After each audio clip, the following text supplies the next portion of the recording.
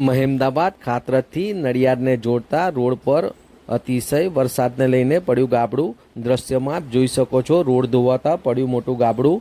મહેમદાવાદ ખાતરત તરફથી નડિયાદ જતા રોડ પર વરસોલા ગામ પાસે રાત્રિના સમયે મુશળધાર વરસાદ વરસ્યો હતો, જેને લઈને ગાબડું પડ્યું છે। ત્યારે મહેમદાવાદ તરફથી નડિયાદ જતા વરસોલા પાસે રોડ ધોવાઈ જતા આ ગાબડું પડ્યું છે। આપ દ્રશ્યમાં જોઈ શકો છો તેમ, અને કરોડોના ખર્ચે આ નડિયાદથી મહેમદાવાદ અને મહેમદાવાદથી નડિયાદના જોડતા રોડ બનાવવામાં આવ્યો હતો।